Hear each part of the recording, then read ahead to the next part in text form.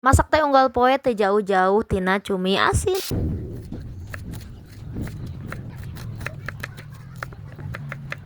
Keur kaayaan hujan ageng oge nya gelap dodar tapi tetep kudu masak pokona mah di lembur mah lamun teu masak moal bisa emam hese kitu nya bebeulieun teh kudu mamangkatan wae kitu rada jauh. Komo ayeuna ka sore usum hujan wae dibawaan teh ku teleh laper nya bun saku bosen ieu teh nya cumi asin deui tapi da kumaha nya bun sapraktos nikah nu dipikiran teh keur balanja teh pasti karesepan anak jeung suami doang. Terus ari karesepan sorangan kumaha cenah meureunannya teh sita biasaan da abi mah nya ai karesepan sorangan mah sok dipikir-pikir teh gampang kitu nya kumaha engke we. Akhirna mah suka teu suka oge nya bun nu dimakan teh eta we anu kurang tadi tos dimasak. Moal teh atunya kudu masak beda-beda kitu nya unggal poena teh da ribet. Dientos we miluan naon wae anu dimasak eta anu diem. Kadang masuk hayang kitu nya tumas-tumis anu lada kitu nya anu dicabean sing kaloba. Anger da nya anu ngaemamna sorangan mah da aku ge kadang-kadang masuk jadi kesel kitu bari jeung bosan. Tuh jadi namanya bun disyukuri apa yang ada. Alhamdulillah nya bun tiap hari tos tiasa emam oge sareng lauk sareng nasi anu bagus. Ngilik ka daerah Sumatera mah nya bunnya ya Allah meureun seueur anu kalaparan oge. Di ngawayahnakeun nya bun urang teh kudu seueur bersyukur ayeuna mah.